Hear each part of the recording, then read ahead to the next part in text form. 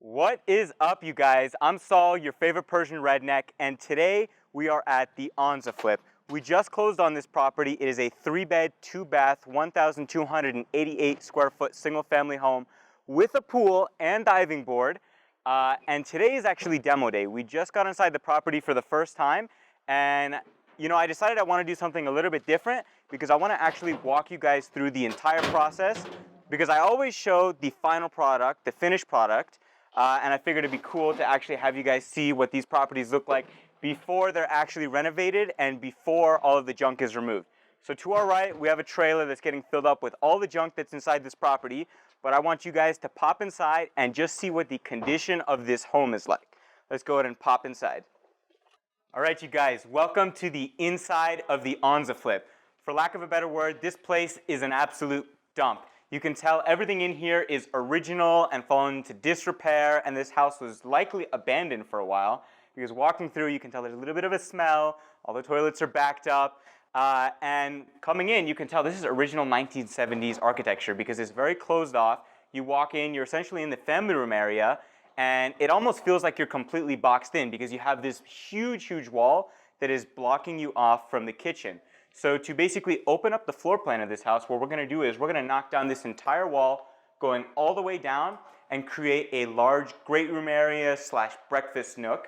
And we're going to take the entire kitchen and essentially put it in the corner of this area, and we're going to put a large island going across. What that'll do is it'll allow us to have a nice open space going all the way across the home.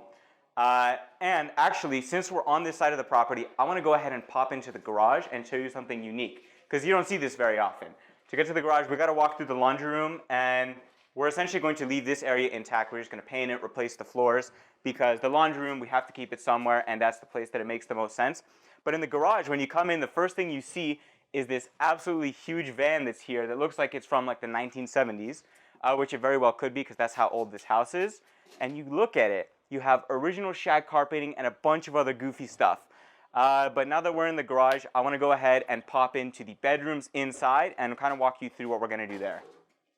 All right, you guys, so as we snake back through the house, I want to point out a couple of other things.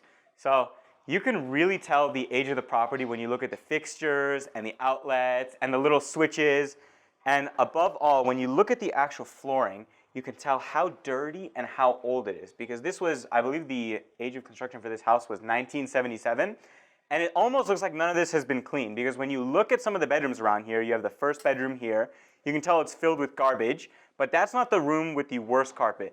This room right here is actually the worst one by far, because you can see all of the stains on the carpet. It looks like Kool-Aid and a bunch of other junk and paint has been built up on there, and it is in by no means livable condition, because that's a question I get a lot. People are like, hey Saul, don't you think you're getting rid of a lot of affordable housing by flipping these properties?